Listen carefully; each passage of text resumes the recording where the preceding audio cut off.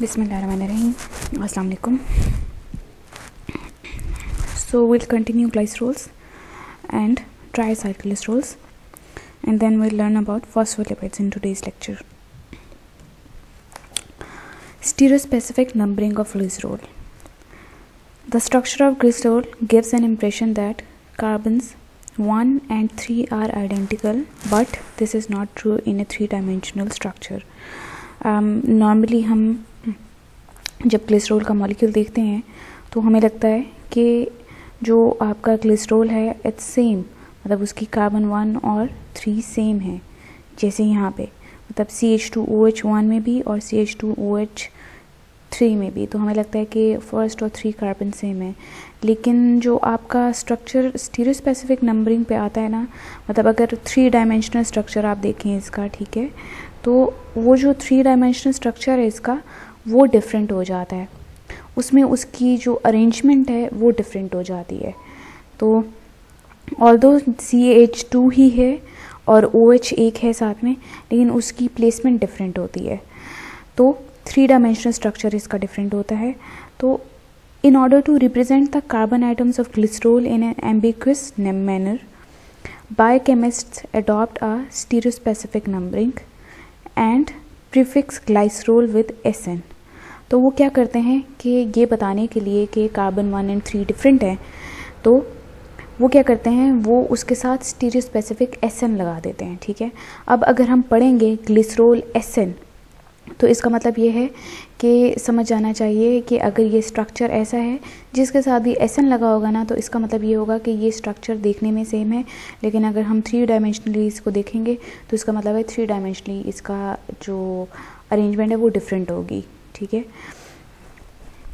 The cells possess enzymes that can distinguish these 2 carbons. अब क्या होता है, हमारी ह्यूमन बॉडी में एंजाइम्स होते हैं और वो कार्बन 1 और कार्बन 2 को डिस्टिंग्विश कर लेते हैं. उनको पता होता है कि कार्बन 1 कौन सा है और कार्बन 2 कौन सा है, कार्बन 1 कौन सा है और कार्बन 3 कौन सा है. तो कार्बन 1 के लिए अलहदा एंजाइम्स हैं और कार्बन 3 के लिए अलहदा एंजाइम्स हैं. तो इससे क्या हमें मिलता है, glycerokinase phosphorylates SN3 glycerol to give SN glycerol 3 phosphate. ठीक है, तो इसका क्या मतलब है कि जो फॉस्फोराइलेशन हुई है वो 3rd कार्बन पे हुई है. ठीक है, glycerokinase phosphorylates SN3 glycerol to give SN glycerol 3 phosphate. ठीक है, 3 कार्बन्स थे ग्लाइसरोल के, उस पर जब आपकी फॉस्फोराइलेशन हुई तो वो 3rd कार्बन पर हुई. ठीक है, इस तरीके से आपका जो है ये आपका ग्लिसरॉल का स्ट्रक्चर है, और SN साथ लगाने का मतलब ये है कि 3 डायमेंशनली ये डिफरेंट है. और दूसरी बात ये है कि अगर कोई आपकी होगी तो वो 3rd कार्बन पे फॉस्फोराइलेशन होती है, इसलिए हम साथ में 3 फॉस्फेट लिखते हैं. ठीक है, 3 phosphate. That's your stereospecific numbering of glycerol. ये देखें आप, नॉर्मली ग्लिसरॉल का मॉलिक्यूल ऐसा होता है. ठीक है, CH2 CH CH2 और साथ में OH लगा होता है. जब ट्राइएसाइल ग्लिसरॉल बनता है तो तीनों फैटी एसिड्स आपके एक ग्लिसरॉल मॉलिक्यूल के साथ अटैच होते हैं, और ग्लिसरॉल मॉलिक्यूल फिर आपका इस तरीके से होता है, तो H आपका निकल जाता है और इस तरीके से आपसे आपके बॉन्ड्स बन जाते हैं, तो तीनों पे आपके फैटी एसिड्स अटैच हो जाते हैं. तो इस तरीके से आपका ट्राइएसाइल ग्लिसरॉल बनता है. अब आप आ जाएं प्रॉपर्टीज़ ऑफ ट्राइएसाइल ग्लिसरॉल्स पर. सबसे पहली प्रॉपर्टी है हाइड्रोलिसिस. मैंने आपको बताया कि 3 फैटी एसिड्स ग्लिसरॉल के साथ बनते हैं. ठीक है, और फिर मैं आपको ये भी बता चुकी हुई हूँ कि जब आपके फैटी एसिड्स बनते हैं तो जब वो बन रहे होते हैं तो उनकी सीक्वेंसिंग ऐसी होती है कि हमेशा 2 कार्बन चेन के अंदर जाके लगते हैं. ठीक है, तो जब इसकी ब्रेकडाउन होती है तो भी सीक्वेंशली स्टेप वाइज ब्रेकडाउन होती है. ठीक है, स्टेप वाइज. अब बॉडी में जब हम खाते हैं, डाइट में हम लेते हैं, फैट लेते हैं जो कि एक्चुअल में ट्राइएसाइल ग्लिसरॉल है, तो उसकी स्टेप वाइज एंजाइमेटिक हाइड्रोलिसिस होती है. ठीक है, एंजाइम्स उसको स्टेप वाइज ब्रेक डाउन करते हैं. ठीक है, और आहिस्ता आहिस्ता एक एक करके 2-2 करके फ्री फैटी एसिड्स और ग्लिसरॉल देते जाते हैं. ठीक है। इस प्रोसेस को हम हाइड्रोलिसिस कह रहे होते हैं, जो बॉडी में हो रहा होता है, और ये कैटालाइज होता है बाय लाइपेजेस, मतलब लाइपेज ब्रेक डाउन एंजाइम्स होते हैं जो ये प्रोसेस कैरी आउट करते हैं, और ये इम्पॉर्टेंट होता है फ़ैट की डाइजेशन के लिए, ठीक है, और फैट की मेटाबॉलाइजेशन फ्रॉम एडिपोज टिश्यूज़, ठीक है। फ़ैट को डाइजेस्ट करने के लिए इम्पॉर्टेंट होता है, और फिर उसके बाद जब फ़ैट हमारी बॉडी में स्टोर हो जाता है और हमारी बॉडी को ज़रूरत होती है तो फ़ैट की इस तरीके से ब्रेक डाउन होती है, सीक्वेंशली वो टूटता है, और उसके बाद वो फ़ैट एडिपोज टिश्यूज़ में से निकल के बॉडी में जाता है, ठीक है। तो दैट्स हाइड्रोलिसिस। कि हाइड्रोलिसिस इसकी हमेशा स्टेप वाइज होती है और बाय लाइपेजेस होती है। सेकेंड है सेपोनिफिकेशन। सेपोनिफिकेशन का मतलब ये है कि जब ट्राइएसाइल ग्लिसरॉल्स की हाइड्रोलिसिस होती है बाय अल्कली, जब ट्राइएसाइल ग्लिसरॉल्स की ब्रेक डाउन हो रही होती है बाय अल्कली, तो उससे हमें ग्लिसरॉल मिलता है और साथ में सोप्स मिलते हैं। इस प्रोसेस को हम सेपोनिफिकेशन कहते हैं। जैसे ट्राइएसाइल ग्लिसरॉल प्लस ये एल्कली है 3NaOH, ठीक है, तो हमें मिल जाता है ग्लिसरॉल प्लस 3RCOONA, ये आपके सोप्स हैं, R आपका ग्रुप है, फंक्शनल ग्रुप, और NaOH आपका सोडियम हाइड्रोक्साइड है, ठीक है। आगे चलते हैं रेंसिडिटी। अच्छा, रेंसिडिटी से आपने याद रखना है डिटीरियोरेशन। रेंसिडिटी का मतलब है फैट्स की रेंसिडिटी होती रहती है। जैसे हर चीज़ कोई ख़राबी होती है, कोई ना कोई चीज़ की एज होती है, ठीक है। ऐसे फैट्स अगर बाहर पड़ी रहें, ठीक है, तो वो डिटीरियोरेट हो जाती हैं, ठीक है, ख़राब होना शुरू हो जाती हैं, ठीक है, बासी होना शुरू हो जाती हैं, उसको हम रेंसिडिटी कहते हैं, ठीक है। आपका ऑयल या फैट बहुत देर बाहर पड़ी रहे और बहुत ज़्यादा पुरानी हो, ठीक है, तो उसमें से एक हल्की सी एक नटी टाइप सी कुछ अजीब सी एक स्मेल आती है वो, ठीक है। वो इसलिए होता है क्योंकि उस वक्त वो फैट या ऑयल रेंसिड हो चुका होता है और उसका टेस्ट भी एक अनप्लेजेंट सा टेस्ट होता है, ठीक है, उसको हम रेंसिडिटी कहते हैं। अब क्या होता है, आपकी जो फैट्स जिनके अंदर अनसैचुरेटेड फैटी एसिड्स होती हैं, रेंसिडिटी फैट्स में भी होती है और ऑयल्स में भी होती है। ज़्यादातर रेंसिडिटी आपकी अनसैचुरेटेड फैटी एसिड्स में अकर करती है, ठीक है, क्योंकि उनके पास स्पेस होती है हाइड्रोलिसिस की, ठीक है, उनके पास स्पेस होती है कि वो ऑक्सीडाइज हो जाएं, ठीक है। इसीलिए अनसैचुरेटेड फैटी एसिड्स ज़्यादा ससेप्टेबल होते हैं टू रेंसिडिटी। अब रेंसिडिटी फैट्स में भी होती है और ऑयल्स में भी होती है, लेकिन होती कब है? ये होती है जब ये ज़्यादा देर बाहर हवा में पड़े रहें, खुले रहें, ठीक है, बगैर covered, expose to air, expose to moisture, light या बैक्टीरिया, इन सब की प्रेजेंस में ऑयल की रेंसिडिटी हो जाती है। अब रेंसिडिटी दो तरह की हैं, हाइड्रोलिटिक रेंसिडिटी और ऑक्सीडेटिव रेंसिडिटी।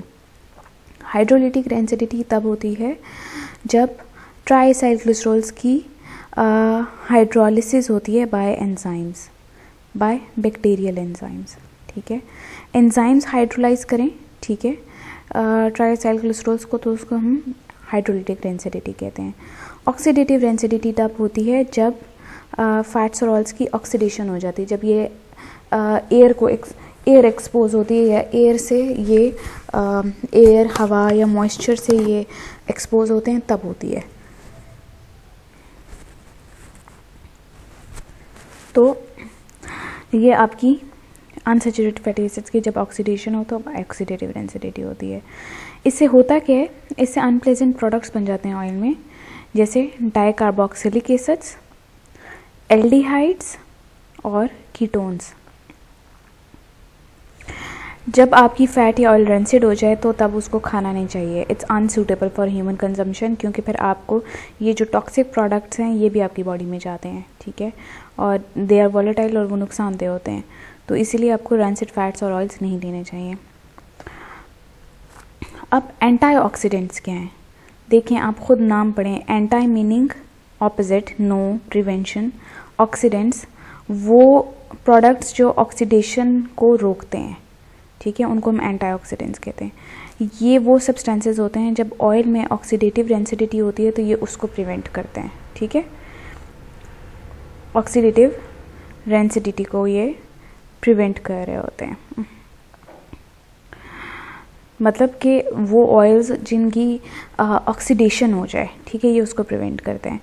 अब कुछ हमारे कमर्शियली कुछ आपके एंटीऑक्सीडेंट्स हैं अवेलेबल, ठीक है, जैसे टोकोफेरोल्स। टोकोफेरोल का दूसरा नाम विटामिन ई भी है, ठीक है।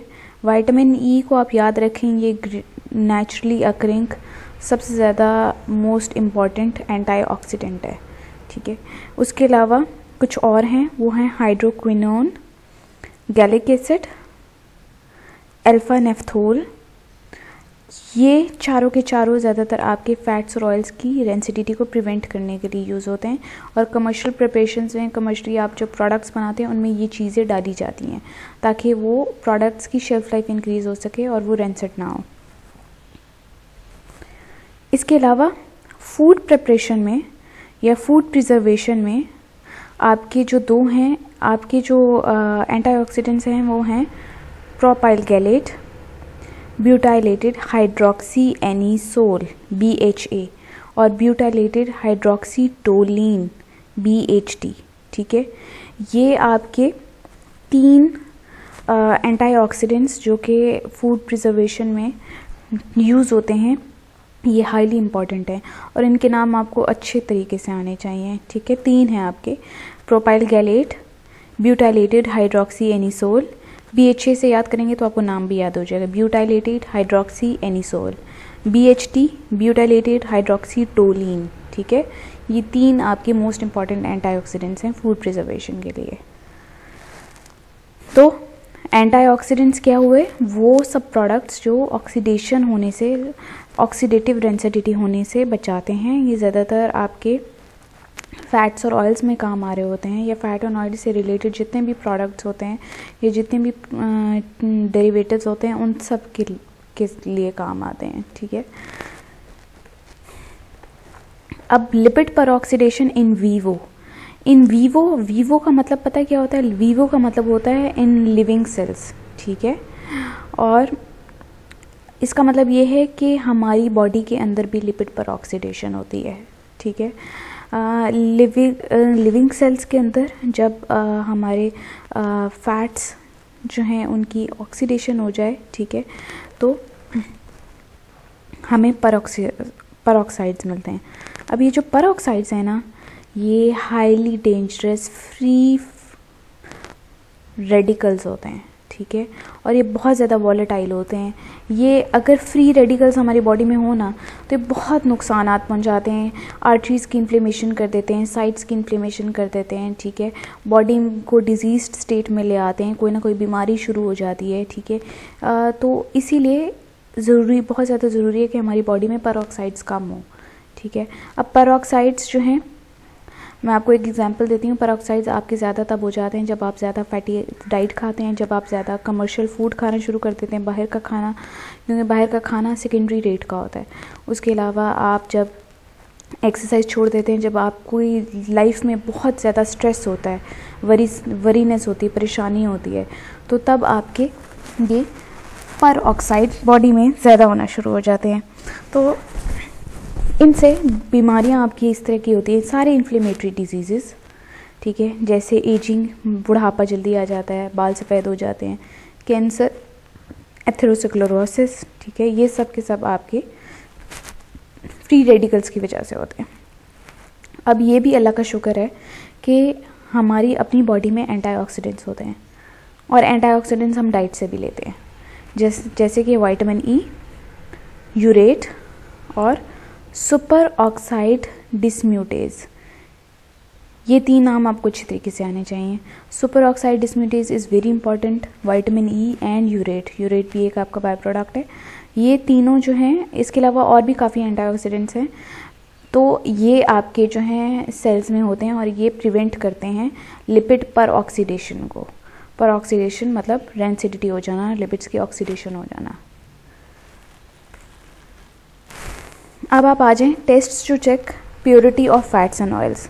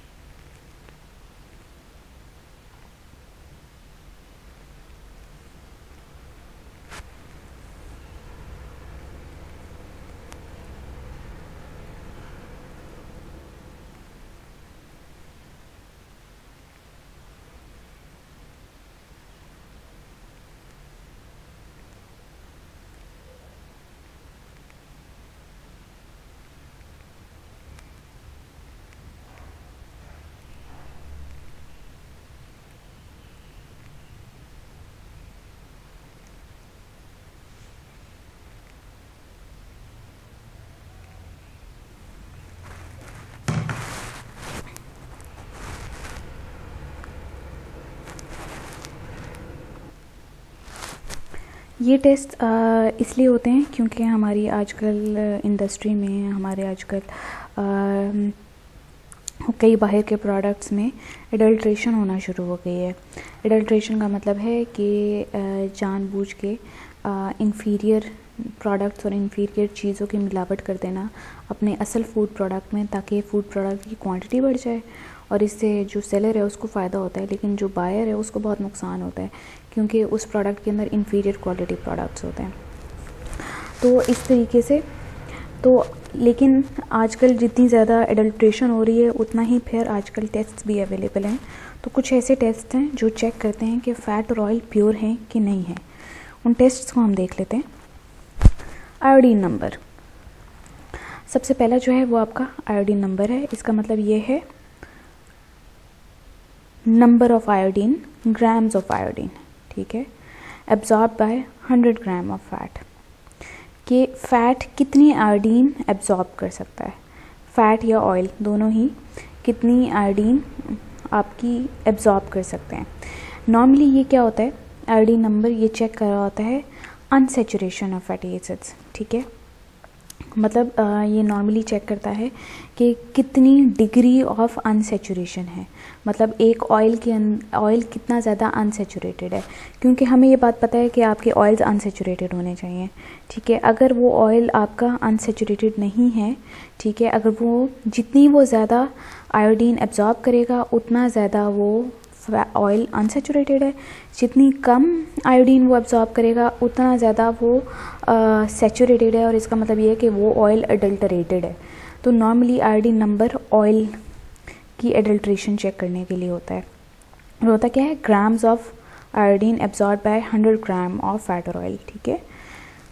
तो नॉर्मली आपका जो ये स्पेसिफाइड है, आपका कोकोनट ऑयल 7 to 10 आयोडीन जो है एब्जॉर्ब करता है, बटर 25 to 28, ठीक है, palm oil 45 to 55, olive oil 80 to 85, groundnut oil 85 to 100, cotton seed oil 100 to 110, sunflower oil 125 to 135 और लिनसीड ऑयल 175 to 200।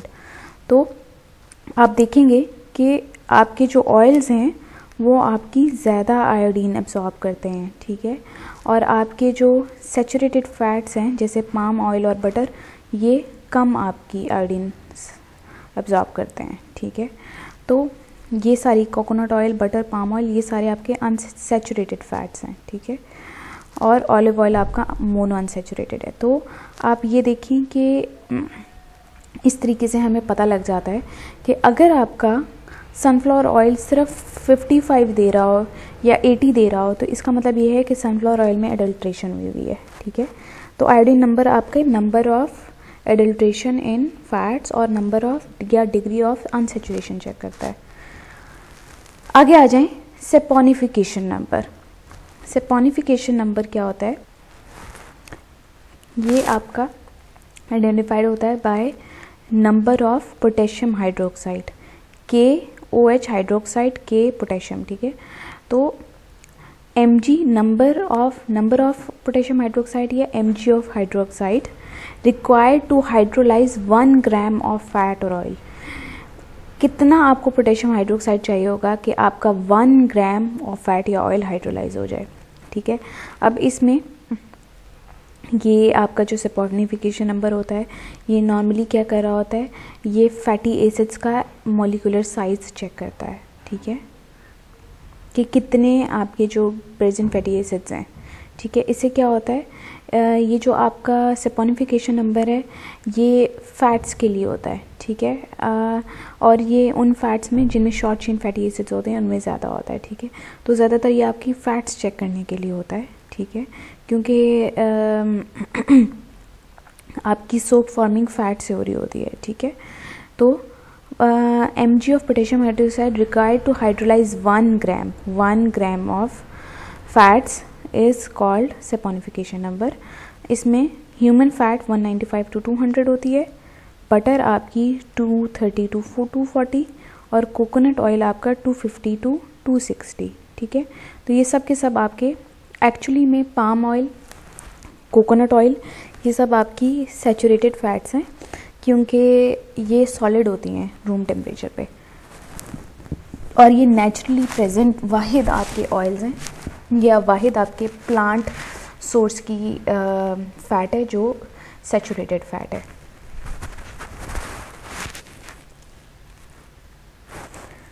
आगे आ जाए, Richard Meissl number, RM number. तो आरएम नंबर क्या है? ये number of millilitre of 0.1 NKOH, ठीक है, required to neutralize the soluble volatile fatty acids distilled from 5 gram of fat. अच्छा, तो ये नॉर्मली क्या है, ये कितना मिलीलीटर ऑफ एन जो है वो नंबर होता है, ठीक है,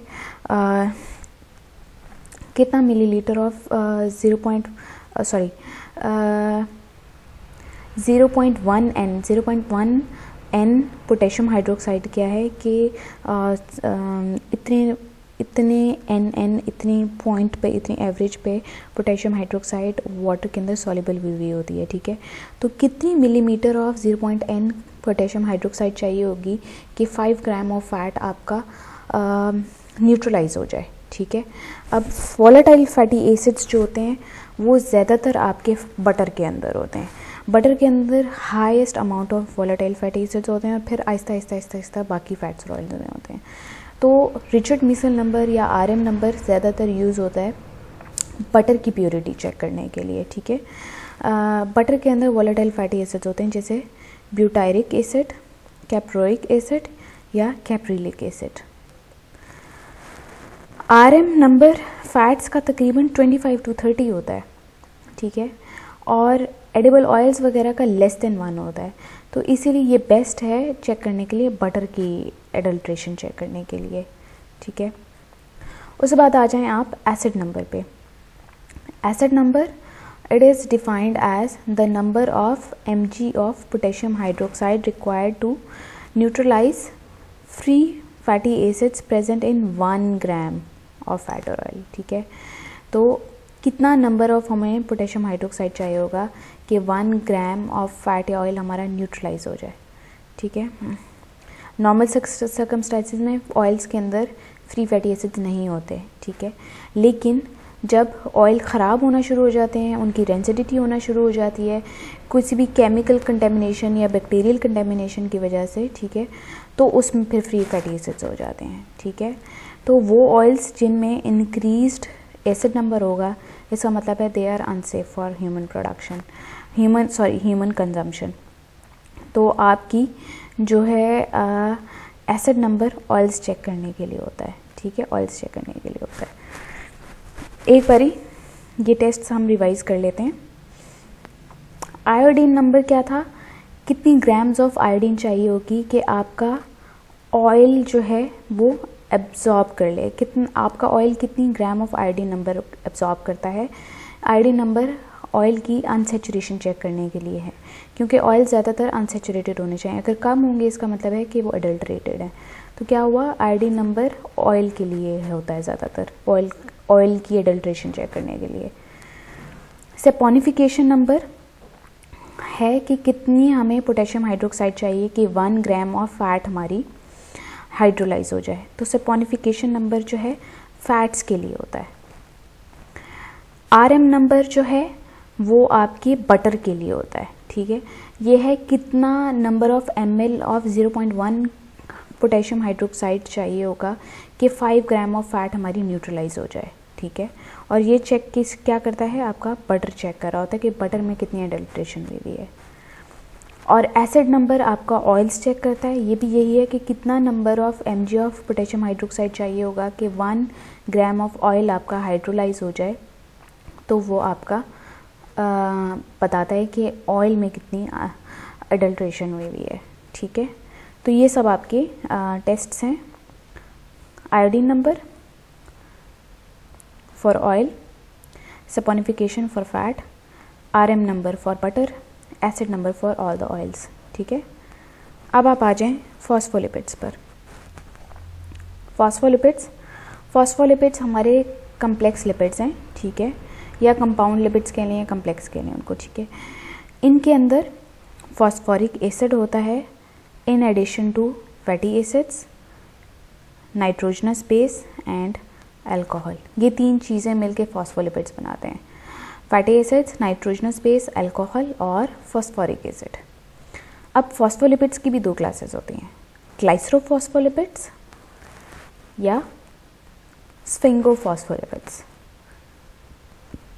ग्लाइसरोफॉस्फोलिपिड्स या फॉस्फोग्लाइसराइड्स में अल्कोहल जो होता है ना, उसमें अल्कोहल में मतलब अल्कोहल पार्ट जो होता है वो ग्लिसरॉल होता है, जबकि स्फिंगोफॉस्फोलिपिड्स में अल्कोहल पार्ट स्फिंगोसिन होता है। ठीक है, तो ये 2 तरह के हमारे फॉस्फोलिपिड्स हैं। ग्लाइसरोफॉस्फोलिपिड्स बनाएं आप, तो ग्लाइसरोफॉस्फोलिपिड्स हमारी ज़्यादातर बायोलॉजिकल मेम्ब्रेन्स में होते हैं। ठीक है, हमारी ह्यूमन बॉडी के अंदर होते हैं। ठीक है, स्ट्रक्चरल कंपोनेंट्स बना रहे होते हैं। ठीक है, इनके अंदर ग्लाइसरोल 3 फॉस्फेट होता है जो कि स्टेरिफाई हुआ होता है at C1 and C2 with fatty acids. जो आपका ग्लाइसरोल है, ठीक है, ग्लाइसरोल के C1 या C2 पे वो स्टेरिफाई हुआ होता है। ठीक है, मतलब ग्लाइसरोल जो है उसकी C1 और C2 पे फैटी एसिड्स होते हैं और C3 पे फॉस्फेट ग्रुप अटैच होता है।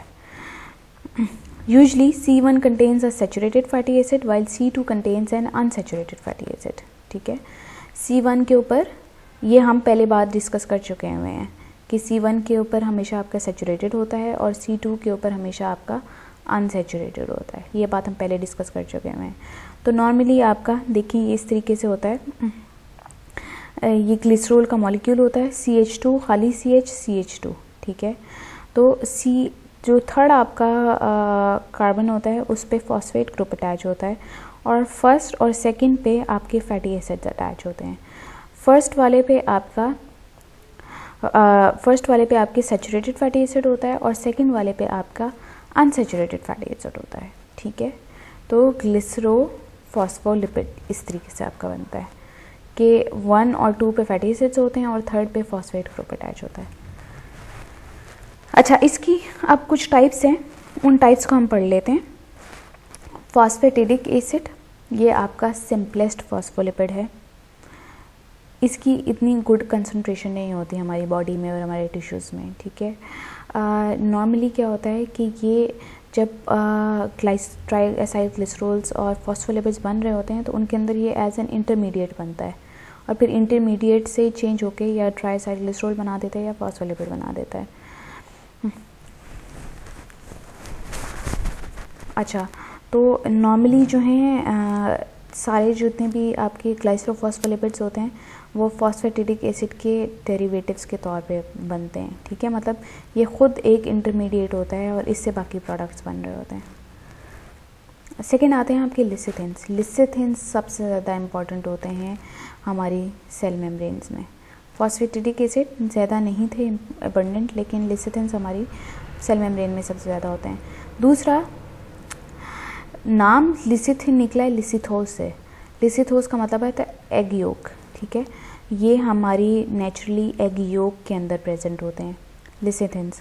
और लिसिथिन्स का क्या काम होता है, लिसिथिन्स जो है ना फैट को सॉल्युबल कराते हैं उसमें वाटर के अंदर। ठीक है, तो लिसिथिन्स का जैसे मायनीज़ बनती है, तो मायनीज़ कैसे बन रही होती है, मायनीज़ आपकी उसके अंदर एग योक डाली जा रही होती है, एग वाइट डाली जा रही होती है। ठीक है, तो इसमें क्या होता है, तो लिसिथिन आपके अंडे के अंदर होता है और अंडे से आपकी मायनीज़ बनती है।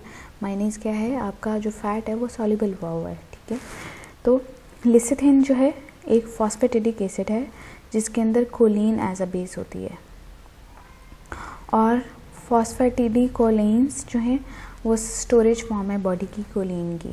ठीक है, अच्छा, अब लिसिथिन्स की 2 टाइप्स हैं।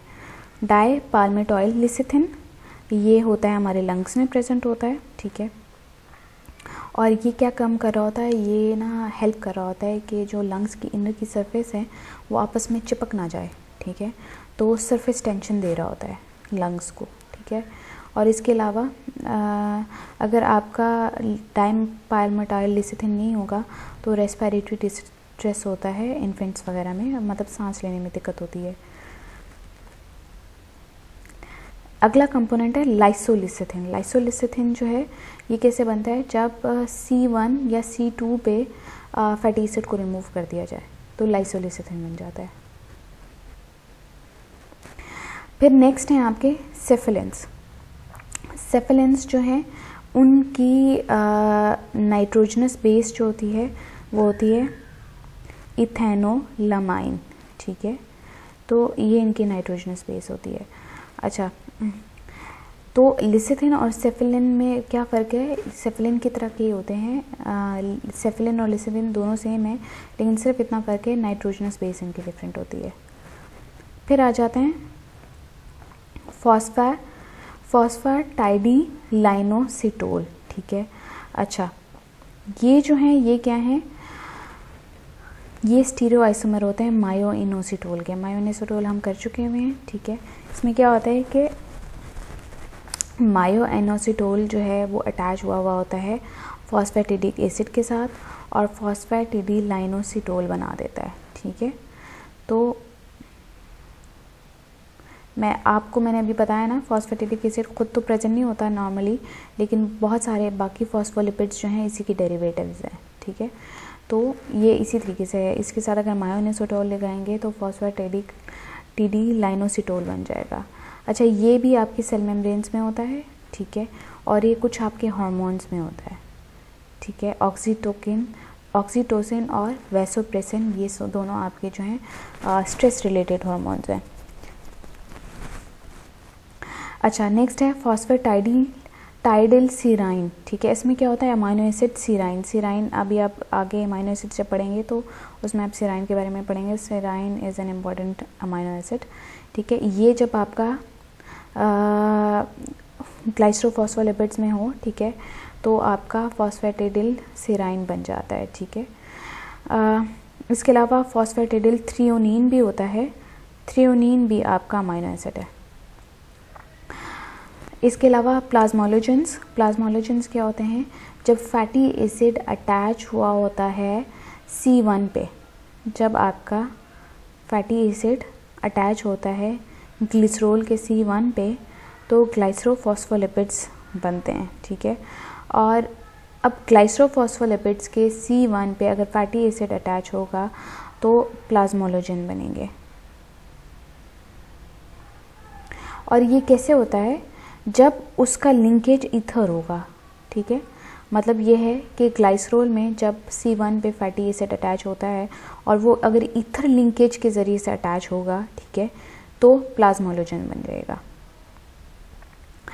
फॉस्फेटाइडिल इथेनोलामाइन, ये आपका मोस्ट इम्पॉर्टेंट है क्योंकि इसका which is similar in the structure of, तो ये स्ट्रक्चर में सेम होता है फॉस्फेटाइडिल इथेनोलामाइन, सिर्फ यहाँ पे YL और यहाँ पे AL का फ़र्क है, ठीक है।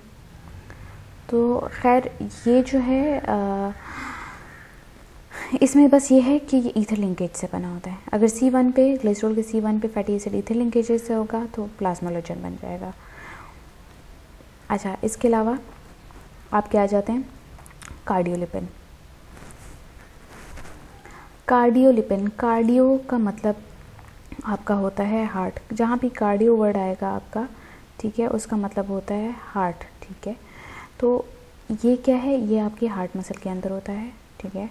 अब स्ट्रक्चरली कार्डियोलिपिन के अंदर क्या होता है, 2 मॉलिक्यूल्स होते हैं फॉस्फेटिडिक एसिड के और उनके अंदर एक एडिशनल ग्लिसरॉल होता है, ठीक है। अच्छा, तो 2 मॉलिक्यूल्स ऑफ फॉस्फेटिडिक एसिड और वो अटैच हुए होते हैं एडिशनल ग्लिसरॉल के साथ, ठीक है, तो हमें कार्डियोलिपिन मिलता है। अच्छा, it is an important component of inner mitochondrial membrane and essential for mitochondrial function. तो ये आपका माइटोकॉन्ड्रिया में इम्पॉर्टेंट होता है, उसकी मेम्ब्रेन में भी होता है और उसके फंक्शन के लिए भी इम्पॉर्टेंट है। उसके अलावा डिक्रीज्ड कार्डियोलिपिन लेवल्स में result in mitochondrial dysfunction, aging, hypothyroidism, cardioskeletal myopathy. अच्छा, अगर कार्डियोलिपिन कम होता है तो माइटोकॉन्ड्रिया प्रॉपर्ली वर्क नहीं करता। हाइपोथायराइडिज्म एक बीमारी जिसमें आपके हार्मोन्स प्रॉपरली थायराइड प्रोड्यूस नहीं कर पाता, ठीक है। अच्छा, cardiolipin is the only phosphoglyceride that possesses antigenic properties. Antigenic properties इसके अंदर होती हैं कार्डियोलिपिन के अंदर। इसका मतलब ये है कि नॉर्मली आपके अगर किसी कंपाउंड के ऊपर एंटीजन हो तो वो उससे स्पेसिफिक कुछ फंक्शंस जनरेट करता है। जैसे फॉर एग्जांपल अगर वायरसेस हैं तो उनके ऊपर एंटीजेंस होते हैं और वो अपना जो है कोई ना कोई antigenic property, antigenic function create करते हैं, ठीक है। और इनका भी जो है प्रॉपर्टी एंटीजेनिक प्रॉपर्टी है। So this is it for today. कल हम स्फिंगोमाइलिन्स करेंगे और स्फिंगोफॉस्फोलिपिड्स करेंगे। तो ये आपने जितने भी हैं इनके आपने हेडिंग्स लिखनी है और जो इम्पॉर्टेंट मैंने बीच में बातें बताई हैं उनको आपने याद रखना है। If you have any difficulty you can ask me. अल्लाह हाफ़िज़।